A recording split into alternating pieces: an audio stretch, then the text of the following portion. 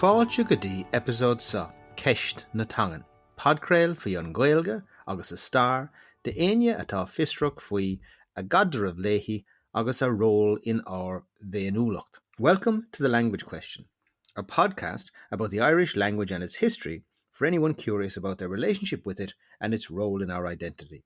Our ní san episód sa ná Áine Gallagher. Is Banríon gharamiúil í Áine. Is Gaeilge agus gníomhaí tangan í comá. Our guest in this episode is Áine Gallagher.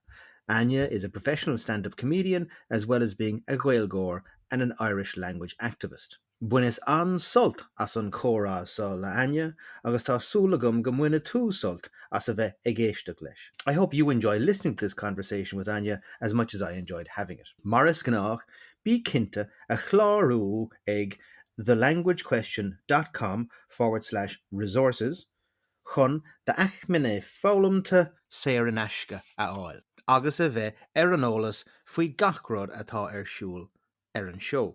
As usual, please be sure to sign up at thelanguagequestion.com/resources in order to get your complimentary valuable learning resources and to stay up to date with upcoming episodes, guests, and to receive exclusive content. Péis géile, seolín leis an episode sa go muine tú soltas. Anyhow, here goes this episode. I hope you enjoy it.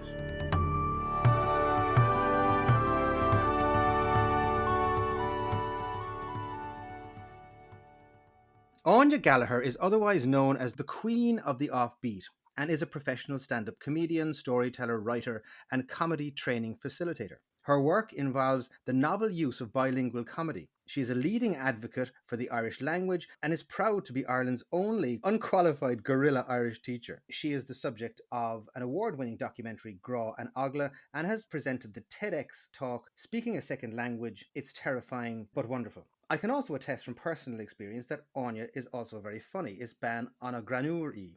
A Áine a chara tá fáilte is fitherót an show agus tám thar bheith buíoch díad as a bheith linn. Curve mágad fingin, yeah. Bhfuil sin ag gceart fingin? Sin ag gceart i bhád i gceart, gur míle mágad a cara. Yeah. Bechóir dom a rá, actually, cos dearan mé aine in ag Áine. Oh, Gaeilge. No, the Gaeilge. Yeah. Now, very important. And because this is a little kind of not bugbear, but I'm continually harping on about the spelling and pronunciation of Fineen, and so thank you very much indeed for bringing that to my attention. I appreciate it. And just as a matter of interest, before we're about to just get into the gods of the conversation, but that's a beautiful way to start in a way. So just could you maybe tell us about do you know anything about the distinction of the names or the derivation of them? It's the Donegal dialect, so just as beautiful. you know, Roisin, Rashin would be pronounced differently. It's Áine. Áine. Wonderful. Yeah. Wonderful. Thank you so much. Yeah. And so Áine, just if to start from there, I think, or maybe hopefully get to there in terms of that question of that dialectical question, maybe, and in terms of, maybe, I don't know if that has relevance in terms of your own background and so on, but maybe could you take us back to the beginning and your background kind of growing up with the language? What did that look like growing up like, as a kid and in your family and so on? Yeah, I mean, I wouldn't really have been surrounded by any extra Irish within my household. It was just my experience of school. And I mean, I did go to the Nínra, which was fun. And my mum bumped into my Nínra teacher a few years ago and said, apparently children who go to the Nínra develop less of a fear, or kind of can get over the fear. You know, I mean, I suppose an early exposure to Irish is certainly good. So I think that, without realizing, I'm sure has stood to me. And then, yeah, just national school and secondary school learning Irish. I think I was lucky that I had good teachers again at an early age. I think that's probably the key to kind of establishing a good foundation. And then, yeah, I would have done honours in school for the Leaving Cert and worked hard at it, but got a relatively good mark. Yeah. And tell me just so what I mean in terms of your attending Nínra at that early stage. So obviously, was that something that for your mum and dad that was important? I Was the think it Irish was language, you just think? local. I think it was just local. It was just I convenient. Yeah. Yeah, I think so. Like, I remember asking my mum, why didn't we go to a Gael school? And she said she'd have been worried that she wouldn't have been able to help us with our homework. So my parents wouldn't be very confident with Irish, Mhm. even though I think my mum would have a good foundation of it. And she said they used to speak it at home, like at the dinner table, Mhm. um, but we never spoke it at home. No. Mhm. No. And when you say in terms of the Donegal dialect, in terms of the name, is Mm, that mm. significant in terms of your own background? Not really. Like, my dad is from Strabane, so that's the border, and then I'm named after a woman that they knew. So she was obviously from there. Yeah, Right. Okay. yeah. Okay. And so, but bring us forward, I suppose, then from there in terms of coming Yeah. out of school, and how did Hmm. you, so you had a very good relationship with the language from school, and that the influence of teachers, a Mm, theme that kind of comes up again and again here in these mm. conversations. How did you, what kind of, what was the Yeah, prompt to kind of, how did that evolve for you as you were yeah. coming out of school? So it was always something that was on my mind, and I'm from Dublin, and I went to university in Galway. And I remember, like, attempting to join the Gaeilge Soc when I was there, and going to a couple of meetings in first year, and then not really engaging at all in Irish for the course of my undergrad, but having an intention of wanting to do it. And then again, just something that was on my mind. In my kind of mid-20s, I was attempting to go to Kirkle Córas and things like that. Wasn't quite finding the right fit for me to help me learn. And um and then one year, it was I made a New Year's resolution, I think, yeah, 2012 maybe, to speak Irish every day. And I was lucky at the time that I had a guy I worked with, and we'd speak Irish. He was from Carna in Connemara. So we'd speak Irish every day. And that really just got my confidence up, to the point that then halfway through that year, my friends saw a notice for TG Cahir were doing a Comórtas on Gaelgoras Granvera. It was a reality TV show for the funniest Irish speaker. So I entered that thinking my Irish now would be at a good stage, because I'd started doing comedy. I was maybe doing comedy about 2 years at that stage. Um, And was and Irish a feature of comedy at that stage for you? no, no, Okay. had never considered that. Okay. Had never. And actually, so I got in. Due to my comedy skills, not my Irish language skills. But it was an amazing experience, because I was immersed in Irish for the first time I ever have been. So while it was terrifying, like, it was really terrifying, everyone else was fluent, and I was really out of my comfort zone. um, I managed to thrive pretty well, and it really it gave me a great, yeah, crash course in speaking Irish over the course of about 2 months. And then I stayed in touch with people, and I kind of managed to develop a community from that. Mhm. We kept doing Irish language gigs, and then there's a Gaelic football team in Dublin Mhm. uh, that speak Irish. So I joined them at that stage. And that's when it all kind of took off for me. It was then a few years before I really started to feel like I could comfortably have a conversation. Um, but that was the turning point, I suppose. And so what did that, I mean, there's a few things in there that Mm, I'd love to explore, because one of them is around opportunities for using the language and yeah, how you kind of break into that, or because there's almost like a kind of a vicious circle in that you maybe don't feel competent or have competency, and then but opportunities for use, and until you can kind of get using it, you don't have the practice to develop your competency. yeah. How did you kind of, I mean, because I mean that the reality TV, on Gaeilge is Granura. It Mm. sounds like a fantastic. I mean, 2 months of immersion in the Irish language Yeah. is extraordinary. Mm. But how did you and you knew somebody who was because when you made that resolution to speak the language every day, I Mm. mean. I mean, was it just with that one individual, or would you? Yeah, I Were you had no plan, yeah. like, and it's, I think it's luck more than Mm, anything that it worked out, mm, because mm, it's very likely I made the same New Year's resolution the year before, mm, but I think it's that I had this kind of fun, playful relationship with this guy I worked with, so he kind of encouraged it. mhm, Um, and I was lucky enough to feel safe with him. I think that's what I always say to people is, if you can find one person who you feel comfortable trying a bit of Irish with, and their Irish is better than yours, um, I think that's a great way to start, because kind of like, it's grading, a little safe space, mhm, um, with someone you trust and someone will be able to develop your Irish a little bit. mhm, Yeah. mhm. And when you then decided, okay, so I mean, going from learning and try to use the language in your life, and then but then just deciding to take it on stage. I mean, that's I mean, what Mm. talking about taking yourself out of your comfort zone. Oh, How did that yeah. kind of That's bad. I come mean, about? people ask me, well, do you remember your worst gig? I do. I remember my worst gig so far to date. It Yeah. can always, some things can always happen from now. But yeah, our first week we were in Carna, actually, in Connemara, and it was a gig at 3 o'clock on a Sunday afternoon. And yeah, I'd gotten through.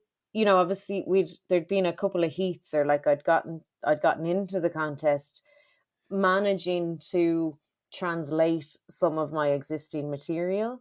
Um, and so I remember I had attempted again to translate something, and it just fell so flat. It just didn't work. I think it didn't make much sense. And I was convinced I was going to be kicked out, and then thankfully there was just one guy who was even worse. But so yeah, and then I kind of realized that obviously translating isn't going to work, and it's not. It's. I also had to reimagine. Okay, if I'm a person who does stand up in Irish, my content has to change a little bit, or like the material has to change a little bit. Um, and I mean, the comedy, I think, as an art form, you can't lie. Like, you have to kind of state exactly what's going on. I always kind of say, if you're in a room and something happens, like someone walks in or out, or there's a glass that's smashed, you get the biggest laugh when you acknowledge those things. Mm, So there's something on a higher level about, if you're trying to speak Irish and your Irish isn't that good, and if you're trying to do comedy in Irish and your Irish isn't that good, this is probably what you should be talking about. mm, So that's when I kind of started to take that as the focus. That's when it started to go much better for me. And mm, I always say, I mean, there was a producer who'd helped me as well with my Irish, and we're still in touch now. She's great, but some of the crew would come up to me and say that I was their favorite because they could understand what I was saying. Um, and it made me realize how, there has to be this level of making it accessible for people. Um, the high level fluent Irish is beautiful, obviously, but it's very kind of out of reach when you're at a, more beginner stage or learner stage. Yeah.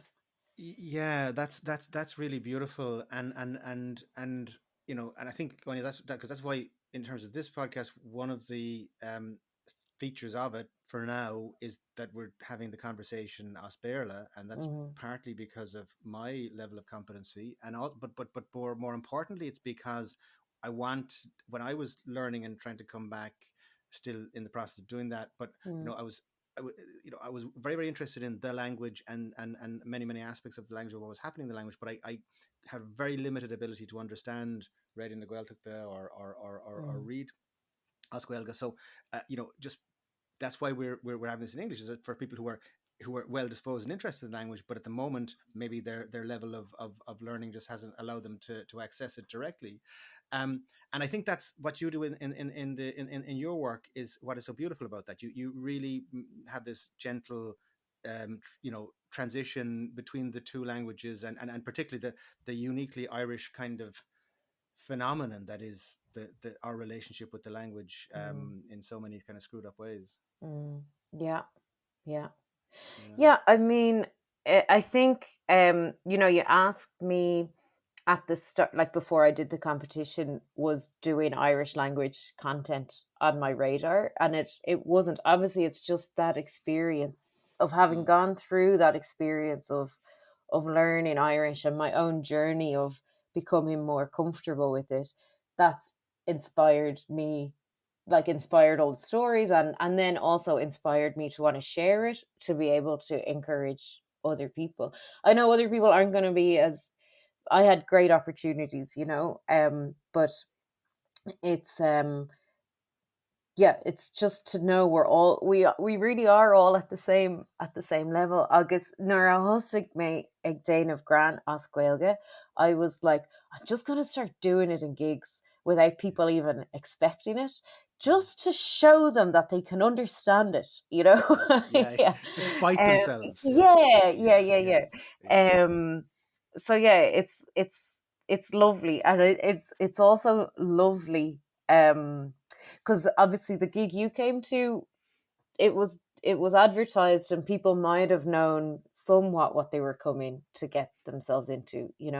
But Mm-hmm. if I'm doing a club gig, just a 15-minute set on a regular Tuesday night or whatever, um I'll just throw a bit of Irish in the middle, and it's lovely to feel the app. You can just feel like the shoulders just go up. And but then the tension is released when That's I real guerrilla Irish yeah, language that's techniques. the Yeah, real gorilla yeah, stuff. Yeah, yeah, yeah, yeah. yeah, yeah. But then it's like I want to make it accessible for Irish people, but also anyone. So that's where the bilingual thing comes in. But yeah, Um let me jump right in there if you don't mind, and mhm, can I just take it back then to Edinburgh mm, and heading over there, and because I was watching Gra Sagla, and mm, I mean, so there you were taking the language. Okay, no, we have Scots Gaelic, of course, but yeah, but but um but what talk to us about yeah. that. Well, like overall it was really successful, which is really exciting. But Hmm. yeah, it was 2017 when I went over. But so I did a show every day for the month, and the way you do it, you have to be out on the street yourself advertising your show. And I was very conscious, leading up to this. I was like, I'm not going to advertise it as Irish language. I'm not even. I'm like, so I gave it an English name. I called the show Making Sense, and I talked about how it was about Irish culture and Irish language, and um, yeah, just kind of framing it more as a social skills, like a kind of offbeat character talking about their take on culture more so. And then when people would come in, then I'd kind of say, "Oh, I've kind of tricked you. We're going to have an Irish lesson instead." And I mean, for the most part, it was. I mean, it worked for the fringe, because people are willing to just kind of take a chance on anything. Hmm. Um, but I think actually what was interesting is a lot of people who weren't Irish, were like, "Oh, cool, yeah, Irish language, yeah. I didn't even know there was an Is Irish that a language." thing? Yeah, Yeah, a lot of yeah, people yeah, didn't even realize that there yeah. was. Um, and yeah, obviously, if I know that an audience is more international than Irish, I don't use as much uh, Irish language. Yeah. Hmm. Hmm. Hmm. Um, Hmm. but no, like, because obviously the show, it's not just about language. Yeah. It is stand up, and there's jokes, and you're just yeah, it's yeah. Oh, completely. But I mean, but that's but so but yeah. I mean, I guess just by way of background for anybody listening, I went to see Anya's um, Cup of Fuckles Mm-hmm. in DeBarras in Clonakilty there Yeah. a few weeks ago, and it's an extraordinary show. I highly recommend it. Anybody, you got to check it out. Um, but and we had there was a good crowd there. We were just saying that, and I was just interested. But Mm. you were, I remember you saying, as part of it that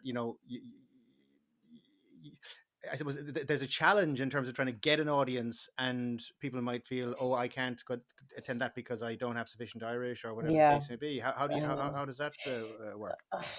That's, I mean, I don't know. That's one of the biggest challenges, is to know how to market it. Yeah, that's why I made some Instagram posts this for like the lead up to this tour, which was, I know probably a lot of people won't buy tickets because they're scared of Irish. So I'm just going to be running around on the streets trying to like do guerrilla tactics on the streets as well.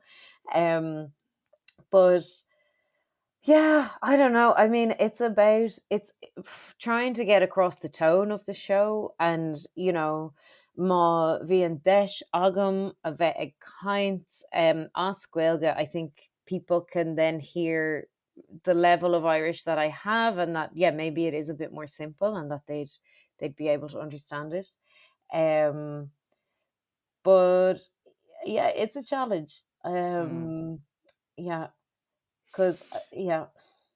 Completely. But I mean, but I just congratulate you for embracing and accepting that challenge, and just for taking us in that direction, because it would be so easy just to say, no, look, there is no way I'm going to be Mm, able to make comedy and stand up and a professional stand up comedy work in the context of Irish, just from the point of mm, view of, because of the fact that um the English language market is so vast. mm, But it's funny, I was just listening to Makara from Kneecap was on the RTE kind of arts show there mm, recently, and they were asking him about this, about whether just rapping in the Irish language was limiting their audience, and their experience is completely the opposite.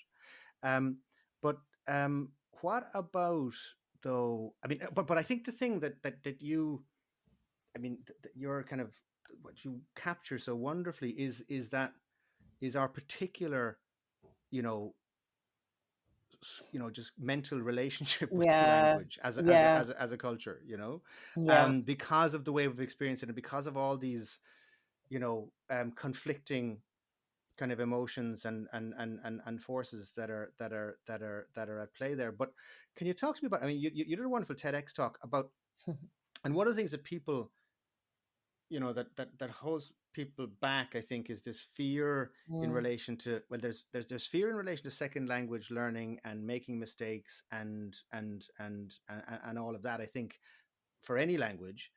But I think for Irish people, we kind of double down on that because of experience at school, and if we didn't kind of learn it well from school, we either feel maybe we feel some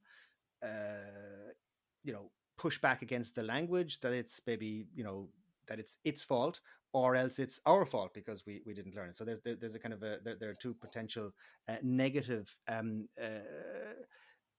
of attitudes that we can have to it. yeah, What would you mind just kind of does that talking about that, or what that means for you? yeah.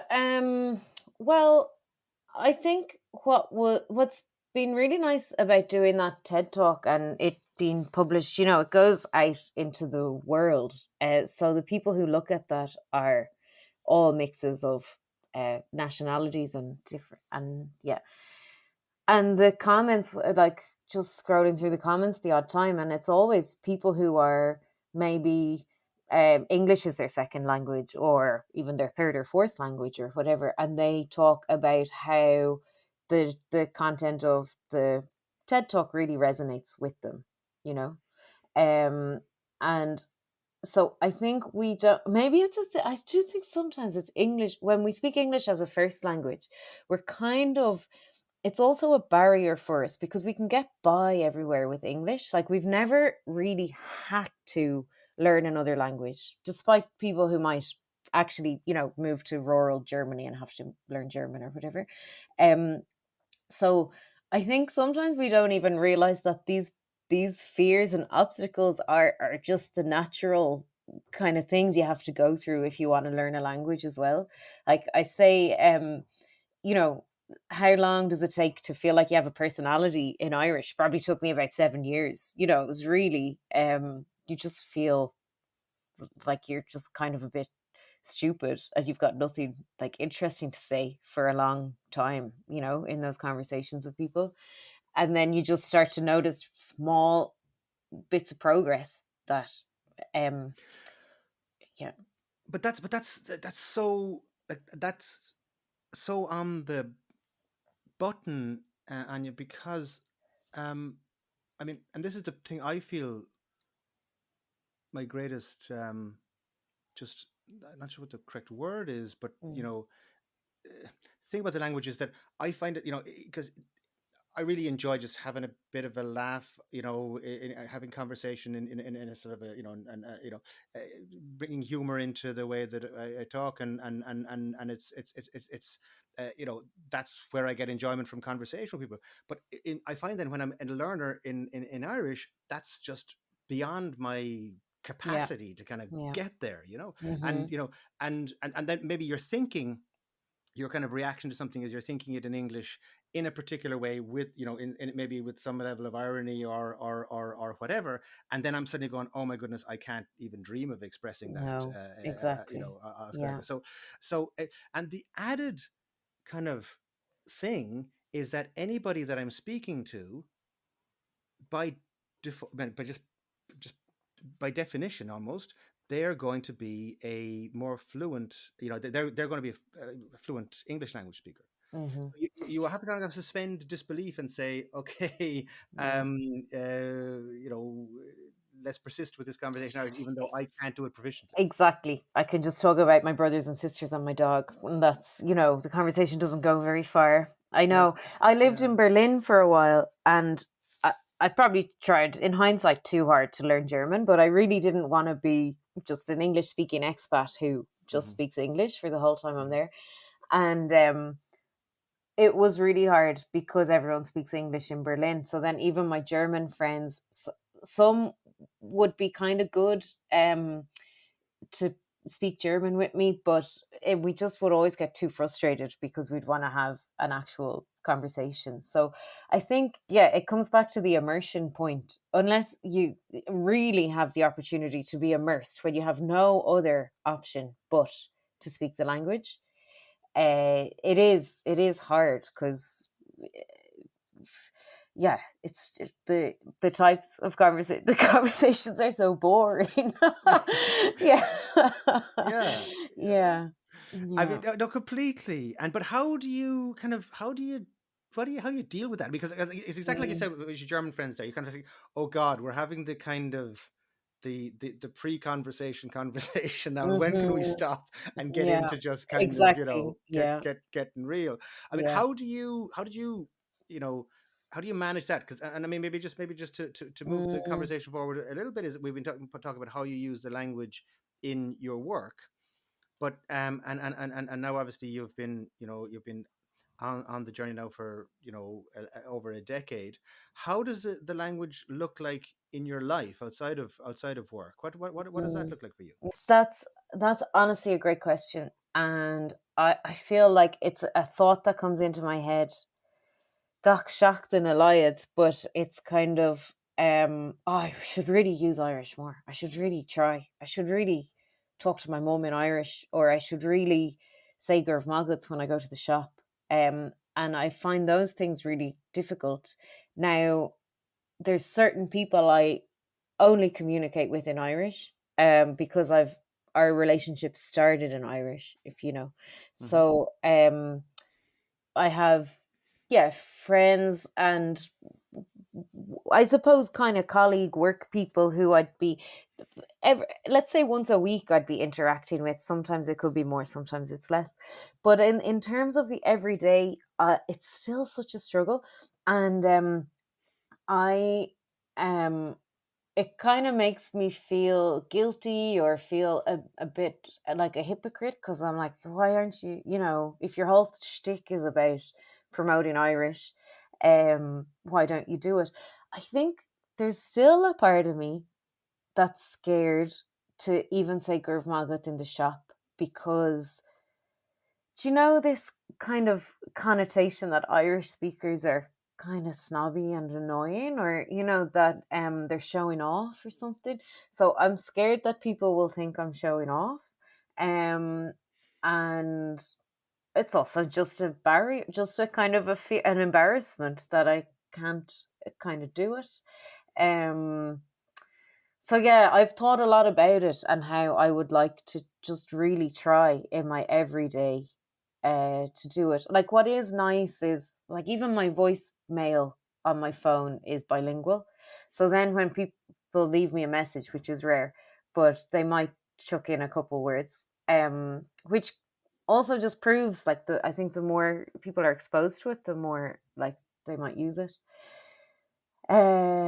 Yeah, but no, a point of guilt, I would say.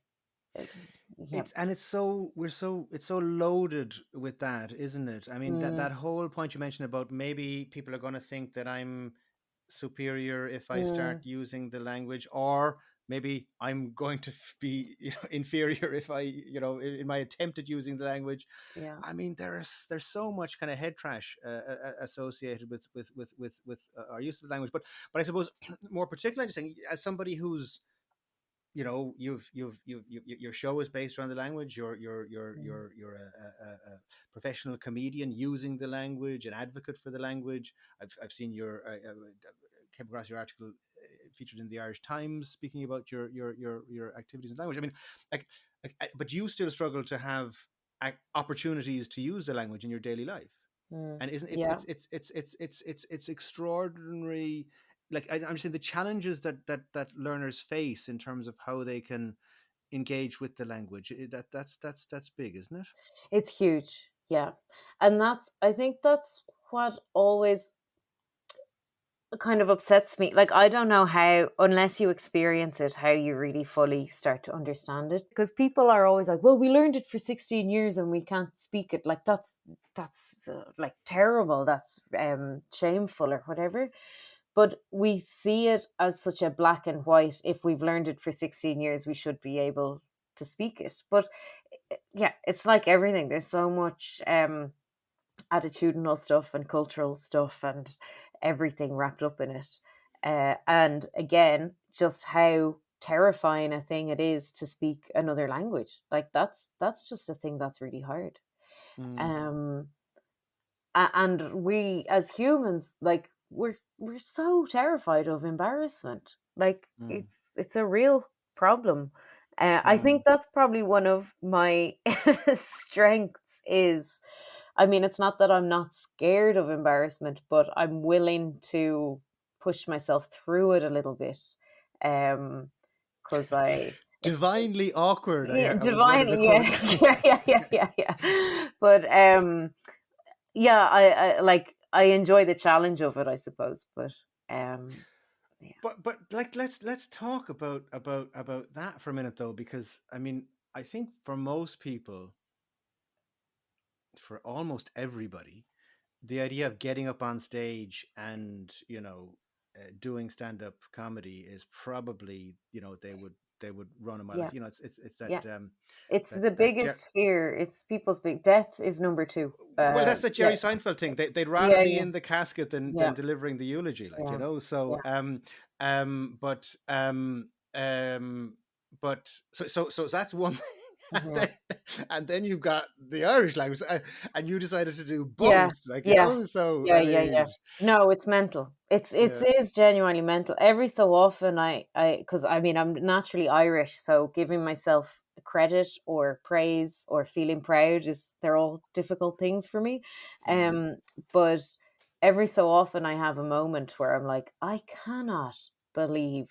I did that, especially now. Okay, fine. Now I'm confident with Irish, but to think that I did it when, you know, my Irish really wasn't good. Mm. And in circles of Irish speakers, yeah. So, yeah.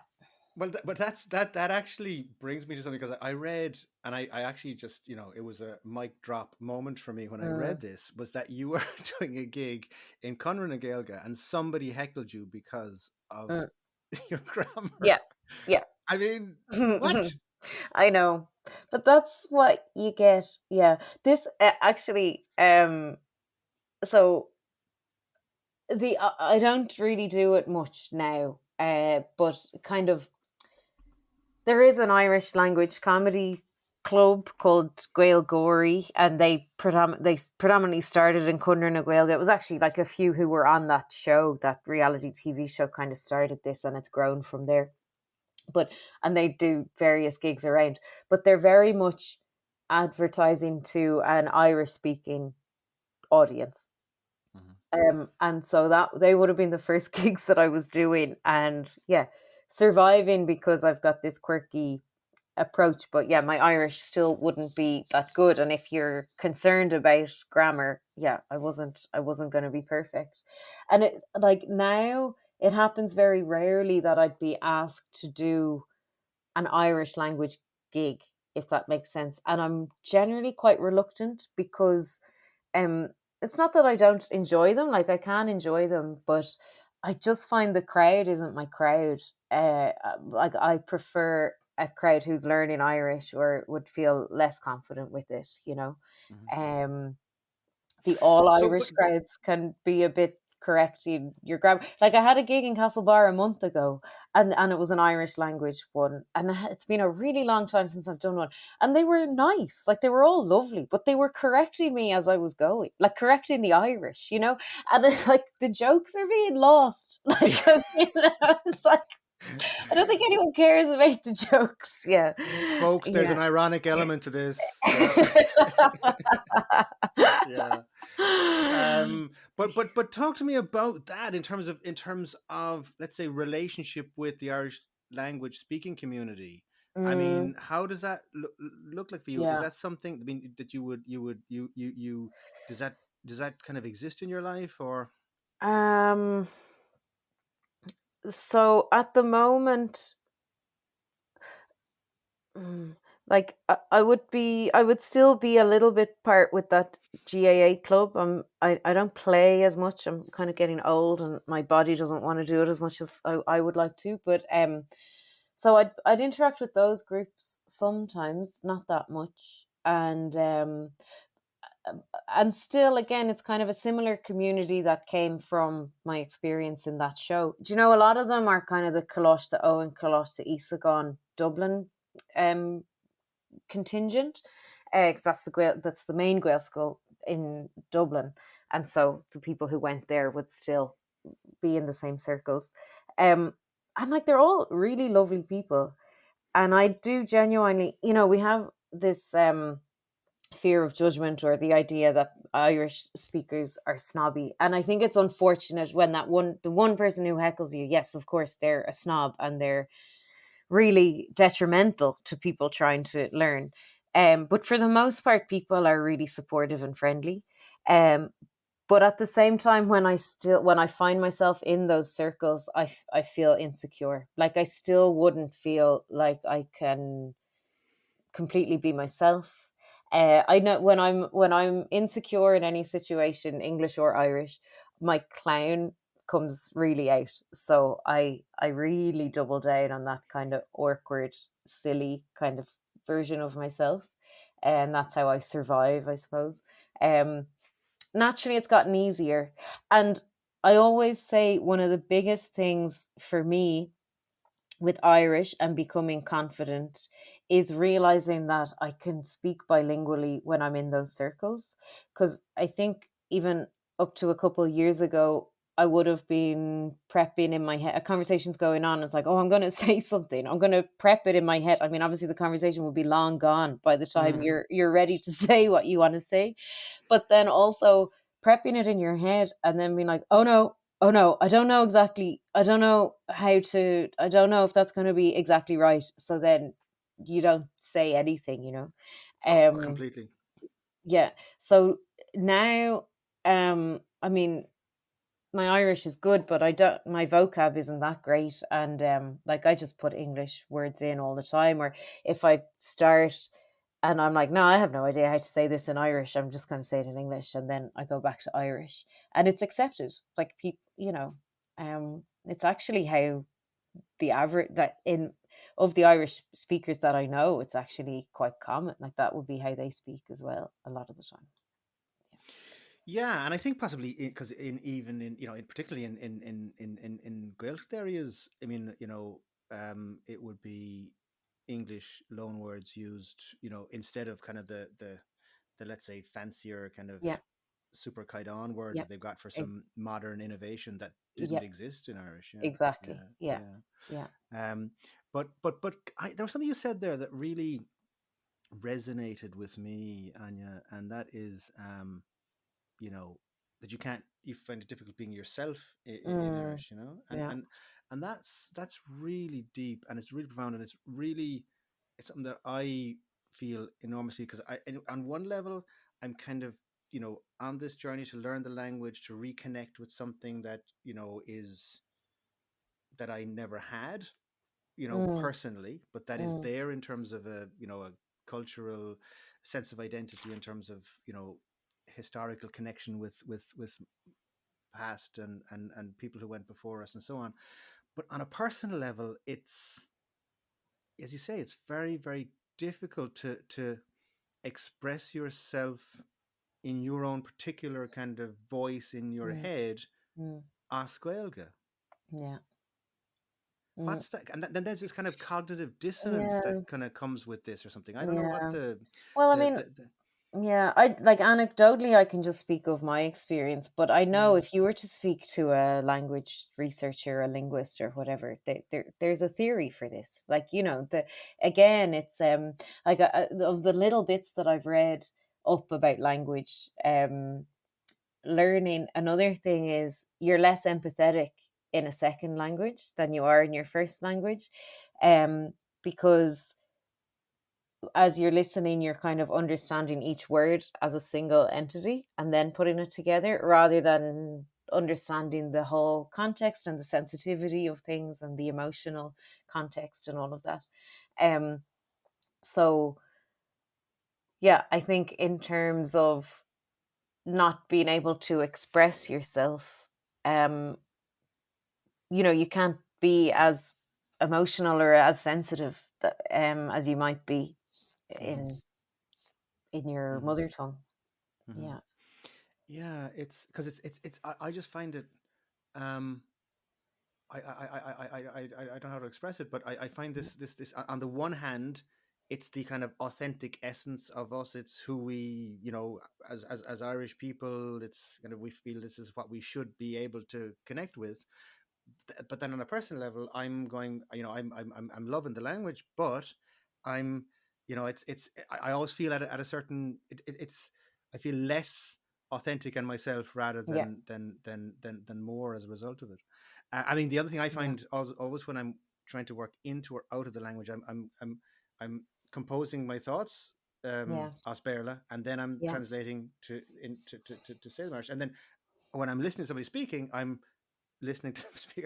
I know you're not supposed to do this, I know, Mhm. but I'm always kind of going back and forth, Mhm. in and out of English Yeah. to what I want to say or listen to, in Irish. Yeah. Yeah. And it's like, it kind of, you kill the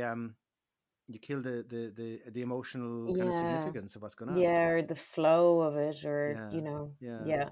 And because yeah. in English, I think when I'd be interacting with people, I would love. I mean, I love to be a storyteller in general, but I also Hmm. love to be the person who kind of sits back and then gives a witty remark. Hmm. But there's no way I can do that in Irish. Not Hmm. maybe I'm getting better now, but I mean, that's those things. And then you're really bare, like you're really vulnerable when you don't Hmm. have those qualities that you really value in yourself, Hmm. when you're not able Hmm. to express them. Hmm. Hmm. Um, Yeah. But I think it's good, it is a humbling experience for people, which is really good, because also how we're so, talk about Irish language or Irish speakers being snobby. I think English speakers, we're very prejudiced to people whose English isn't perfect, who live Mm-hmm. in Ireland, Mm-hmm. Mm-hmm. Um, but then if you kind of have the experience yourself, you can understand it better, where Mm. where they're coming from or what their experience is. It's fascinating, and um, and and oppressive all at the same time. But Mm, on the other mm, hand, then I think, oh, wait a second, now, are we just, should we just get over ourselves? Are we taking ourselves too seriously? Is it a mm, question of just like, relax and just get on with it? mm, But I don't know. It's so bound up with questions of our sense of self mhm. and worth and competence and things like that. I think so. I think we already were kind of chatting about how humans really find vulnerability hard, Mm, mm, and mm, yeah, like we lose that at such a young age to be able to explore and be curious and be playful and like kind of not take ourselves too seriously. Yeah. mm. And it's funny because I think Irish people, that's one of our skills, is not taking ourselves too seriously. Oh, completely. Yeah. But that's the point. That's the Yeah. whole point. I mean, Mm, and it's our kind of our gift of the gab and all of yeah. that. You know what I Yeah. mean? That and that sense of kind of that bit of kind of just eloquence. Let's say, not not to put it, not but just a bit of having a bit of banter. Let's say, Mm, and always up for a bit of crack, and and suddenly we're kind of almost we're kind of hobbled or something, that we don't mm, have the fluency to be able to yeah. engage like that. You Yeah. know, Yeah. yeah. It's crazy. Mm, But tell me, just tell me about that, because we spoke about you just maybe, you know, the Irish language community gigs, maybe mm, in Dublin and Conor Gaeilge, and people who are coming from Gaelscoil backgrounds and other kind of Irish, proficient speakers in Dublin. But what about your relationship with, and you mentioned doing a gig in Carna, but what about your relationship with the Gaeltacht more generally? I mean, I think, mm. because, am I correct? Were you doing a residency Yeah, on in in a year. Yeah, yeah. this October. I was there for Okay. a week Uh-huh. at the Irish Theatre Institute. I got it through a scheme with them. Yeah. So that was great, but also the same kind of stuff of kind of like, it's funny, also just that experience, because so they chose four artists to go to. We went in pairs. So, and then it was October on in this year. So I was like, I don't know how many people are going to be around. So sure enough, there were the local community, which is big enough now for the size of the island, but then not much else going on. But there's an art center, and but anyway, basically the people I was interacting with were all Irish speakers, and yeah, so I was definitely on the back foot a little bit in terms of being embarrassed or really trying to be like, oh, I'm about like promoting Irish, I'm not about like being like beautifully eloquent in Irish. But I don't know. I think even going over there, this is what comes up for me all the time, is everyone, no matter what level their Irish is, everyone talks about how their Irish isn't perfect. Um and how it's not as good as this and it's not as good as that. So obviously the person I was kind of most intimidated by, there were two people who were like the heads of the art center, and you're kind of like, oh god, I don't want them to know my Irish isn't great, because then they'll just be like, how did she get chosen for this? What's da, da, da, da. This is all going on in my head, not real life. Yeah. And but then through as the week went on and through having chats, it's like, oh my god, they feel exactly the same. And Dara in particular was talking about how when he goes to certain places, he feels like his Irish isn't brilliant and he's insecure. It's this never ending kind of cycle of insecurity or something. but it was great. And you know what was really nice about that? So I brought something I'm working on, and I did a residency this year of just sitting in a cafe one day every afternoon, literally with a cup of fuckles. So I have all these fuckles in a cup and trying to get people to take a word out. And then some of them I have pictures, just kind of trying to make fun little games that are real quick flash interaction of Irish. That's fun. Um, and I had them with me. And as I got more confident to kind of start bringing them with me, and like we were in the pub one night and I brought them out, and everyone, no matter what their level of Irish, was like, oh, this is really fun. Like, so that was nice for me to just gain a bit of confidence. I think certainly getting positive reassurance from that community helps me feel confident about what I'm doing. Yes. Yeah. And so talk to me then on your budgets where, I mean, because we've spoken, and again, completely resonates with me. And I think you've expressed it beautifully how I think this probably is everybody feels, so my Irish isn't good enough, or, when I get to a certain level of imaginary competency that's going to enable me to just, that this is effortless, then I'll, start speaking it, Yeah. But but you described in yourself and your development in the language and how it has improved through your activities and efforts. But where would you see yourself? Where do you see yourself taking that? I mean, where would you like to go with that? Yeah. What do you have any idea of that? I don't know. Like, it comes into my head every so often, like, oh, I'd really like to learn more of the Mochanílaach rather than just saying Beach, like really getting by with Beach all the time, managing to structure the sentence so that I just use I don't would have to and conjugate this one yeah, at all. yeah. I'll just use a preposition somewhere here and I'll get away with it. Exactly, Yeah. yeah. Or like, the Tishel Guinness, I've no idea really. I mean, a warped sense of what it could be, but I think the other thing is it also comes back to, I say it to people like, oh, I really would like to improve my Irish. And they're like, what, you want to improve your Irish? Oh my God, like what hope do the rest of us have, Um, and I've also come to I'm also at a stage where I'm like, I almost don't want my Irish to get better because I want to still be able to do what I do in an accessible way that resonates with people. Um, if anyway, yes. So maybe a small bit of fear that if my Irish actually got too good, it would alienate a few people, and then, but it's also I think at the end of the day, it will just come down to necessity. So at the moment, the level that my Irish is at, is serving me as it needs to, and I can enjoy it and I can interact, and like I do tell a story about fluency in the show, and like um this whole concept of, if you can manage to engage in a conversation with someone, you're fluent, like there's various levels of fluent, but like, I'm comfortable to call myself fluent now. um But I suppose something came up recently, which was there's opportunities now for like Irish copywriting, because there's new legislation that state ads need to be in Irish as well as English. So I've had a couple of calls about that, and then naturally I'm like, oh no, my Irish wouldn't be good enough for that.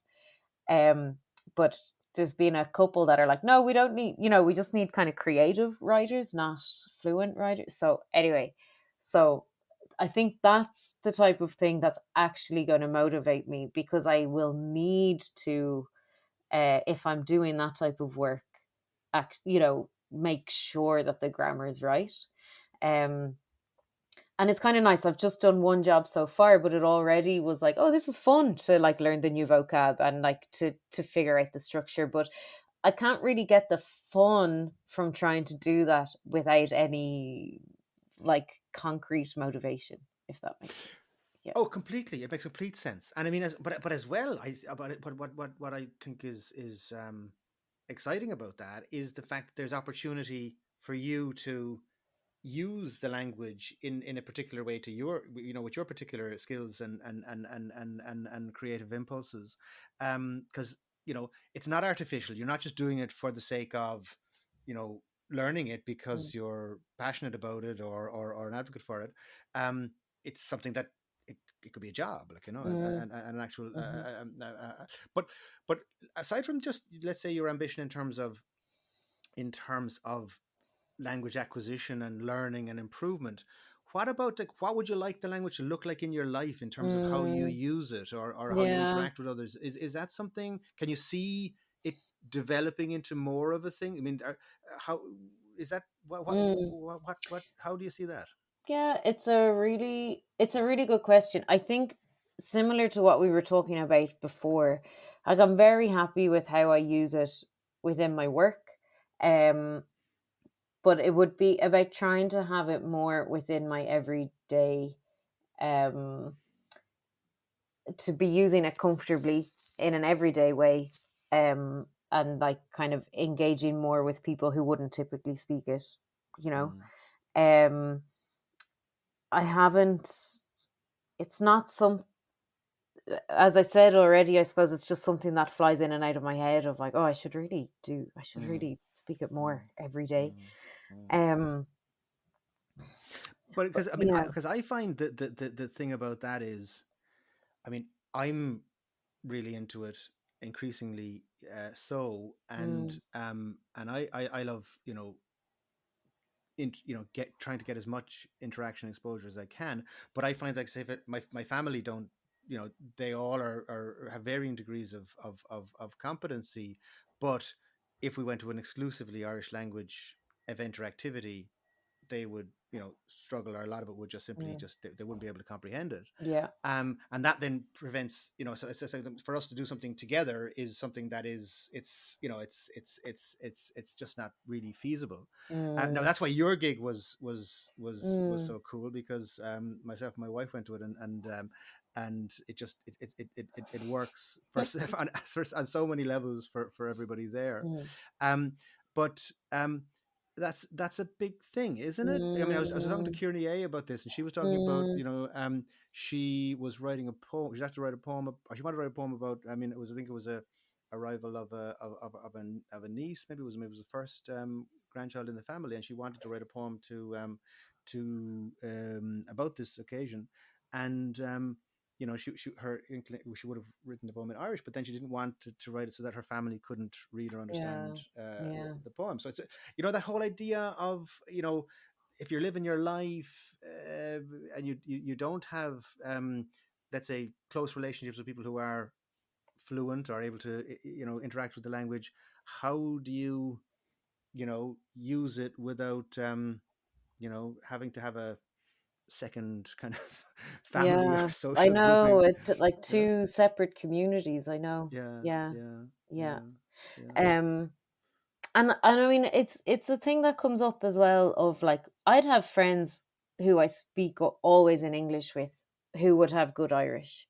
You know, um, and I mentioned earlier, I have some friends now who I speak Irish with, but our friendship started in Irish. There's something that's very difficult about if you already have established a relationship and this is the language that you speak, to then try and change that language, um, is difficult, because I've also anecdotally spoken with other people and they would feel that as well. Um, yeah, I think I would, for me personally, I'd love if it was something that came more naturally out, of me as I'm speaking. If I was just more naturally inclined to speak as I do if I'm doing a stand-up gig, as I do in my everyday life. Um, yeah, that would be really nice. Uh, and it's complicated why it doesn't happen. um and also that it's, yeah, like that it's again just something more natural, because I always feel, god, it's just work, like it's weird that I only engage with it if I'm working, you know. Mm. And that's only when I think of using it, or it's always about promoting the language. Why can't I just use it kind of naturally? Yeah. Mm. Mm. Um yeah. And again, I think you express feelings that so many of us feel in relation to this. I mean, and I think there's that what is it? Delicious awkwardness? Was Divine divine. divine awkwardness. I mean, no, but it is delicious also. Yeah.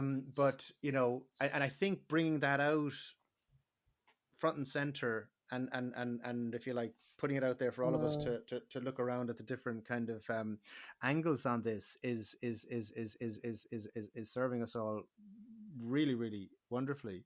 um but um but you mentioned there about the whole idea of promoting the language and being an advocate for the language, mm, and I think the fact that you do that and choose to do that, um you know acknowledging all of those complexities that you feel in relation to it is extraordinary and mahu. mm, mm, But what do you feel about, let's say, because we have the Irish language that's, you're doing. I mean, I was just blown away when I first encountered what you're doing, and the fact that this exists, and there's a gig that I could go to that mhm. is dedicated to the language and Mm. all of the weird feelings that we have and issues surrounding it. So Yeah. I thought this was just phenomenal. This is like, Mhm. this is my this is my place. Mm. um and it provides a space for people who are at particular stages in their journey in relation to language, and it's so cool. So there's stuff like what you're doing is happening, which I think is just off the charts amazing. Mm. There's stuff happening, with the Gaeilge and there's stuff Mhm. happening with online. There's stuff happening with international learners. Stuff happening, what's happening in the EU, etc.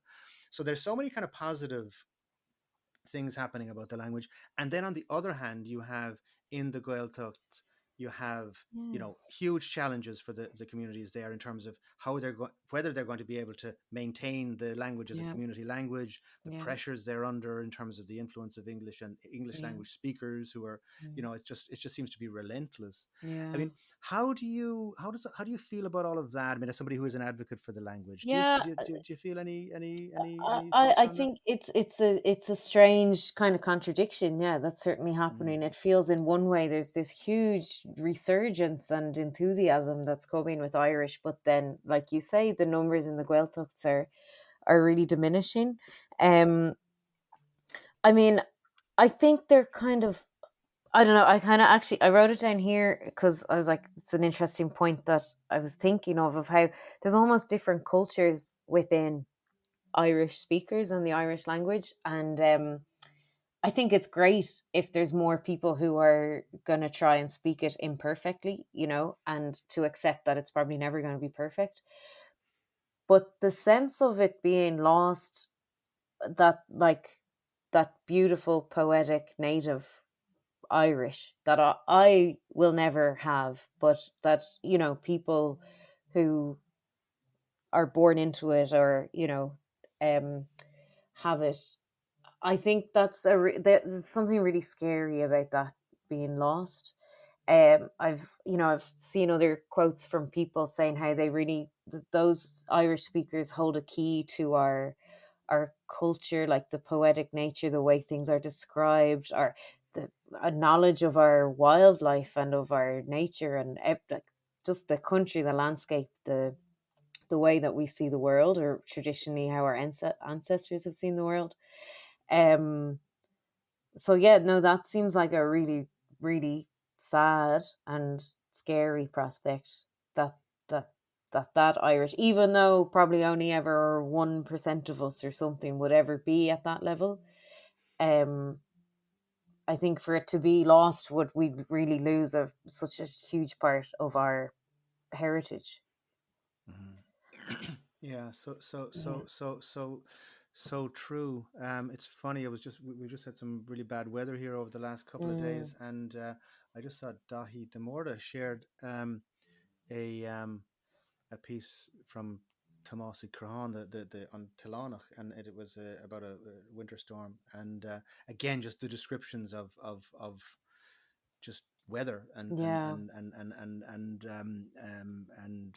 wildlife Yeah. was it's and you know and for me I actually because I find the native greatest speakers the most difficult to understand Yeah. because the language is so it's so it's so naturally but different because Yeah. I'm always kind of coming from a kind of um um um a bare lowery kind of Yeah. structure in terms of how I'm thinking about the language and so on, you know. Yeah. So I Yeah, would also be coming from that level. yeah, Yeah, for yeah, sure. yeah, And I know because my friends, or there was a podcast or a documentary about the curlew, the bird. You know how it's the numbers are unfortunately really low, and it's a native nesting bird here, and within the documentary they use loads of poetry of from the last couple hundred years that all describe the curlew, like that it's just a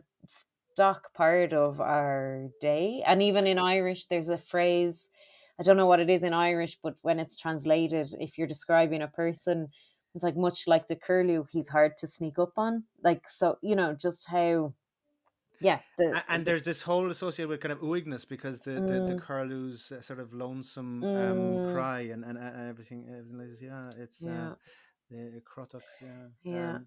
but But yeah, it's Anya, this is where, sorry, because I no, no, just feel this is yeah, where this kind of different cultures come into it, of and how that we have the kind of new culture of Irish speakers, which we will always, because we've learned English, because we're native English speakers, will speak Irish in an English way, as you say, mhm. and there's still so much to be gained from that. Um, but it'll never be the same as that native kind of cultural way of speaking. Yeah. Yeah.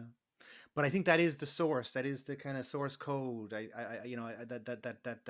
I think its preservation is absolutely urgently Mm, essential. And there's so little being spoken about or talked about in relation to that Osbearla. It's quite frightening actually when you mm, listen to Irish language media and read mm, Irish language media. It's the constant kind of you know it's ever present, but you just never hear about it in English. It's mm, extraordinary. mm, But Anya, as we come to the end mm, of this conversation, what I would like, maybe just the final question I would like to ask you, just to wrap it up, is really just about your motivation and your Irish language why and why you do all of this. I mean, you've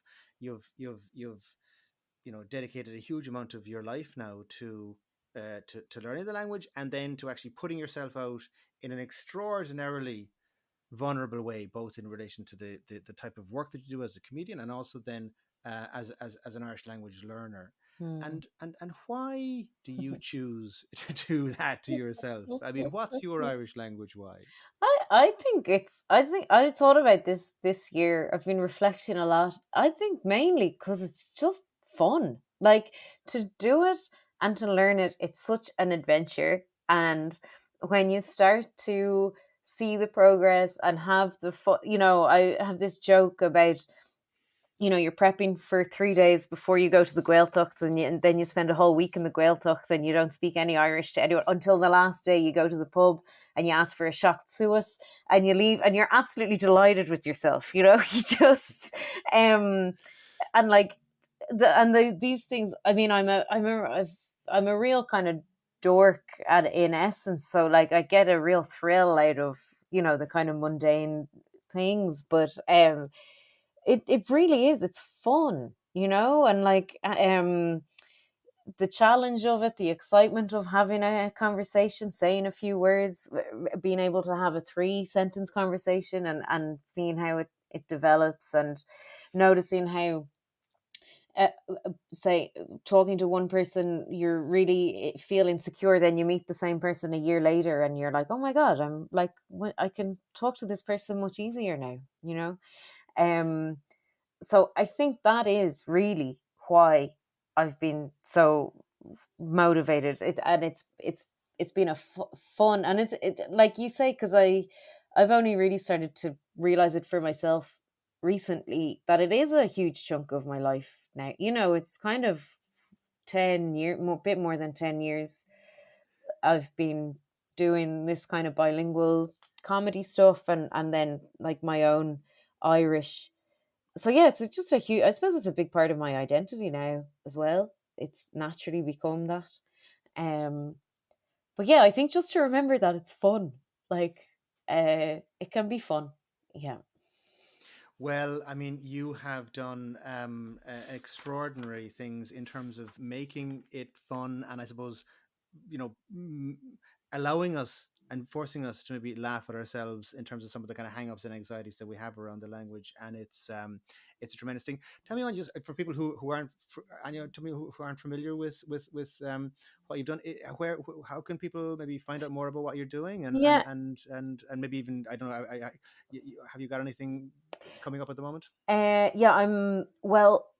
So my Instagram and website are probably the best spaces. So on Instagram, I'm at Áine, AINE underscore gal underscore her. And then ainegallagher.com is my website. I'm in the middle of planning dates for next year. So to tour the same show that you've seen. Mhm.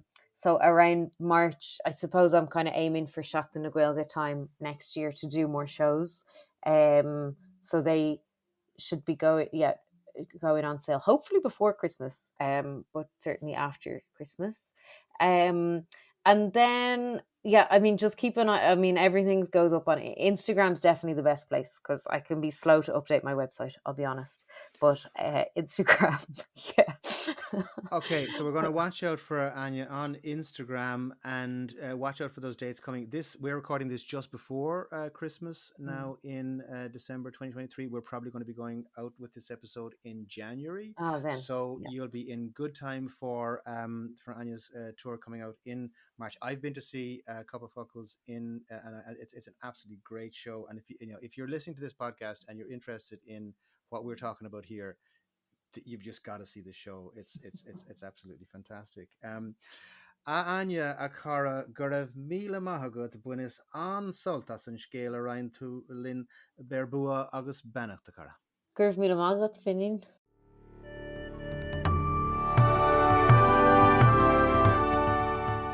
Thanks for listening. Gur raibh míle maith agat as a bheith éisteacht. I hope you enjoyed this episode.